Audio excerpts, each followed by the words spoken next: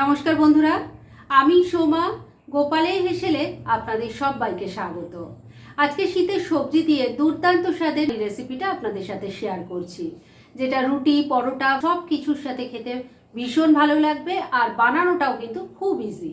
তাই চলুন আর একটু সময় নষ্ট না করে রান্নাটা করে ফেলি। আজকে শীতের সবজি দিয়ে দারুণ টেস্টি এই নিরামিষ রান্নাটা করার জন্য আমি কি নিয়েছি সেগুলো আগে দেখিয়ে দিচ্ছি।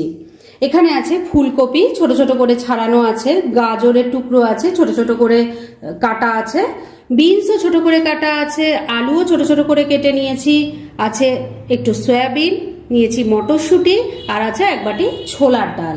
এর সাথে আনুষঙ্গিক যা মশলাপাতি লাগবে সেগুলো তো আমি রান্না করতে করতে বলেই দেব। তাহলে চলুন রান্নাটা এবার শুরু করি। এই রান্নাটা করার জন্য প্রথমে ছোলার ডালটা সেদ্ধ করে নেব, সেজন্য প্রেসার কুকারে অল্প জল দিয়ে গরম করে নিয়েছি। এবার ছোলার ডালটা দিয়ে দিচ্ছি। এই ডালটা কিন্তু আপনারা দেখলেনই ভেজানো ছিল না। ভেজানো না থাকলেও কিন্তু কোনো অসুবিধা হবে না, প্রেসার কুকারে দিয়ে খুব সুন্দরভাবে সেদ্ধ হয়ে যাবে। ডালের মধ্যে অল্প একটু নুন দিয়ে দিলাম, অল্প হলুদের গুঁড়ো দিয়ে দিলাম, দিয়ে দিচ্ছি দুটো কাঁচা লঙ্কা, এর সাথেই অল্প একটু তেল দিয়ে দিচ্ছি। এই তেলটা দিলে ডাল যে অনেক সময় প্রেসার কুকারের বাইরে হুইসেলের কাছ দিয়ে বেরিয়ে পড়ে সেটা কিন্তু আর হবে না। লিডটা লাগিয়ে দিলাম আর ফ্লেমটাকে লো আর মিডিয়ামের মাঝামাঝি রেখে 5-6টা হুইসেল দিয়ে ডালটা সেদ্ধ করে নিচ্ছি। 4টে হুইসেল পড়ার পর প্রেসার কুকারের গ্যাসটা বন্ধ করে দিয়েছি, কিন্তু এক্ষুনি তো লিডটা খোলা যাবে না, তাই প্রেসার কুকারটা এক সাইডে রেখে দিয়েছি। আমি অন্যান্য কাজগুলো সেরে নিচ্ছি। সেজন্য কড়াইয়ের মধ্যে সর্ষের তেল গরম হয়ে গেছে। এর মধ্যে প্রথমে দিয়ে দিচ্ছি একটা তেজপাতা, একটা শুকনো লঙ্কা, দিয়ে দিচ্ছি অল্প একটু গোটা জিরে, আর আছে গোটা গরম মশলা, তার মধ্যে আছে 2-3টে এলাচ, 2-3টে লবঙ্গ আর একটা দারচিনি, সামান্য একটু হিং দিয়ে দিলাম। এবার ফোড়নটাকে কয়েক সেকেন্ড একটু নাড়াচাড়া করে নিচ্ছি। ফোড়নটা ফ্রাই হয়ে গেছে। এবার এর মধ্যে প্রথমেই দিয়ে দিচ্ছি আলু আর গাজরের টুকরো, তেলের সাথে মিশিয়ে নিয়ে একটু হালকা করে ভাজা ভাজা করে নিচ্ছি। আলু গাজরের টুকরোটাকে হালকা করে ভাজা ভাজা করে নিলাম। এবার এর মধ্যে দিয়ে দিচ্ছি ফুলকপি আর বিনসের টুকরো। বন্ধুরা, আপনারা আমার রেসিপি দেখার সাথে সাথে আমার ফেসবুক পেজ গোপালের হেসেল তাতেও ভিজিট করতে পারেন, ডেসক্রিপশন বক্সে লিংক দেওয়া আছে। এবার ফুলকপি আর বিনসটাকেও সব কিছুর সাথে মিশিয়ে নিয়ে একটু ভাজা ভাজা করে নিচ্ছি। শীতকালে রং বেরঙের সবজি দিয়ে নানা রকম রান্না করতে আর খেতে সবারই নিশ্চয়ই খুব ভালো লাগে। তাই আমি চেষ্টা করছি প্রতিদিনই কিছু না কিছু রং বেরঙের সবজি দিয়ে নানা রকম টেস্টি নিরামিষ রান্না আপনাদের দেখানোর জন্য। আপনাদের কেমন লাগছে প্লিজ সেটা আমাকে জানাবেন, আর যদি ভালো লাগে তাহলে প্রচুর প্রচুর লাইক আর শেয়ার করবেন।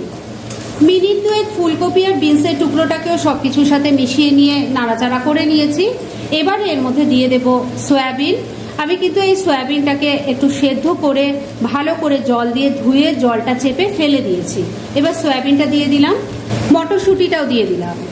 এবার দিয়ে দিচ্ছি স্বাদ মতো নুন, অল্প হলুদের গুঁড়োও দিয়ে দিলাম। এবার এগুলোকেও সব কিছুর সাথে মিশিয়ে নিয়ে একটু ভাজা ভাজা করে নেব। এই রান্নাটা ভাত, রুটি, পরোটা সব কিছুর সাথে খেতেই কিন্তু খুব ভালো লাগে আর খুব তাড়াতাড়ি তৈরিও হয়ে যায়। মিনিট দুয়েক সবজিগুলোকে আবারও একটু ভাজা ভাজা করে নিলাম। এবার এর মধ্যে দিয়ে দিচ্ছি একটা মিডিয়াম সাইজের টমেটো 4 টুকরো করে নিয়ে সেটা দিয়ে দিলাম। দিয়ে দিচ্ছি আদা আর কাঁচা লঙ্কা বাটা। এর সাথে দিয়ে দিচ্ছি 1 চামচ জিরের গুঁড়ো, অল্প একটু গরম মশলার গুঁড়োও দিয়ে দিলাম। এবার সব কিছু খুব ভালো করে মিশিয়ে নিয়ে মশলার সাথে সবজিটাকে খুব ভালো করে কষিয়ে নিতে হবে। মিনিট খানেক সবজিটাকে মশলার সাথে খুব ভালো করে কষিয়ে নিয়েছি, তবে এটাকে ভালো করে কষাতে হবে। যত ভালো করে কষানো হবে তত রান্নার টেস্টও ভালো হবে আর এই সবজিগুলো অনেকটা সফট হয়ে যাবে। তাই ফ্লেমটাকে লো আর মিডিয়ামের মাঝামাঝি রেখে আমি ঢাকা দিয়ে 3-4 মিনিট রান্না করে নিচ্ছি। তবে মাঝে কিন্তু 2-1 বার ঢাকা তুলে একটু নাড়াচাড়া করে দিতে হবে। মিনিট 4 রান্নাটা করে নিয়েছি। এবার লিডটা খুলছি। লিডটা খোলার সঙ্গে সঙ্গে ভীষণ সুন্দর একটা গন্ধ বেরোচ্ছে। আপনারা যখন ট্রাই করবেন আপনারাও এটা ফিল করবেন। একটু নাড়াচাড়া করে দিলাম আর মাঝে কিন্তু আমি ঢাকা তুলে 2 বার নাড়াচাড়া করে দিয়েছিলাম। এবার এর মধ্যে সেদ্ধ করা ছোলার ডালটা দিয়ে দিচ্ছি, ভালো করে মিশিয়ে নিচ্ছি। এই রান্নাটাকে এক করা রান্না বলে। মানে কড়াইয়ে একবারেই যা দাওয়ার দিতে হবে, বারবার কড়াই থেকে নামানো ওঠানো যায় না। তাই এই রান্নাটার নাম এক কড়া রান্না। রান্নাটার যে কি স্বাদ হয় সেটা একবার ট্রাই করুন, তাহলেই বুঝতে পারবেন। ছোলার ডালের সাথে সবজিটাকে খুব ভালো করে মিশিয়ে নিয়েছি। এবার এর মধ্যে জল দিয়ে দেব। এই রান্নাটা কিন্তু খুব বেশি পাতলাও ভালো লাগবে না, আবার একদম ঘনও ভালো লাগবে না, তাই সেই বুঝে জলটা দেবেন। প্রেসার কুকারের মধ্যে আমি অল্প একটু জল গরম করে নিয়েছিলাম, সেটাই দিয়ে দিলাম। মিশিয়ে নিচ্ছি। সব কিছু খুব ভালো করে মিশিয়ে নিয়েছি। এবার ফ্লেমটাকে লো আর মিডিয়ামের মাঝামাঝি রেখে 3-4 মিনিট লিডটা দিয়ে আবারও রান্না করে নিচ্ছি। মিনিট 4 রান্নাটা হয়ে গেছে, ঢাকা খুলছি। রান্নাটা কিন্তু মোটামুটি আমার রেডি হয়ে এসেছে। এবার শুধু শেষ পর্যায়ে দিয়ে দেব 1 চামচ চিনি আর দিয়ে দিচ্ছি অল্প একটু ঘি। আমি কিন্তু মাঝে একবার ঢাকা তুলে একটু নাড়াচাড়া করে দিয়ে নুনটা চেক করে নিয়েছিলাম, আমার কিন্তু আর দেওয়ার দরকার পড়লো না। আপনারা একবার টেস্ট করে দেখে নেবেন, যদি দরকার হয় তো দিয়ে দেবেন নুনটা। ভালো করে মিশিয়ে নিচ্ছি। চিনি আর ঘিটা ভালো করে মিশিয়ে নিয়েছি। রান্না এবার একদম রেডি। গ্যাস বন্ধ করে দিলাম। এবার মিনিট খানেকের জন্য স্ট্যান্ডিং টাইমে একটু ঢাকা রাখছি আর তারপর সার্ভ করে দেখাচ্ছি। ফ্রেন্ডস, আমার আজকের এই বহু পুরনো দিনের দুর্দান্ত স্বাদের এক কড়া রান্না একদম রেডি হয়ে গেছে এবং আমি সার্ভ করে দিয়েছি। ভীষণ ইজি একটা রেসিপি, কিন্তু যেমন চটপট তৈরি হয়ে যায় খেতেও সেরকম অসাধারণ হয়। সেটা একবার ট্রাই করুন না, তাহলেই বুঝতে পারবেন। আর এটা ভাত, রুটি, পরোটা, লুচি সব কিছুর সাথে খেতে ভালো লাগবে। প্রোটিনে সমৃদ্ধ একটা রান্না, ছোট থেকে বড় সবাইকে নিশ্চিন্তে খাওয়াতে পারেন। তাই দেরি না করে পারলে এটা আজই একবার বানিয়ে ফেলুন, আর তারপর কেমন লাগলো সেটা প্লিজ কমেন্ট করে জানাবেন।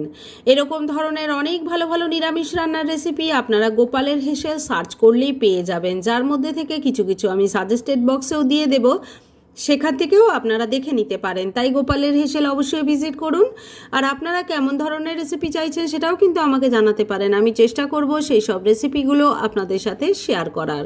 আর আমার আজকের এই রেসিপি যদি আপনাদের ভালো লাগে আর ইউজফুল বলে মনে হয়, তাহলে যারা এখনও আমার চ্যানেলটাকে সাবস্ক্রাইব করেননি তারা প্লিজ সাবস্ক্রাইব করুন।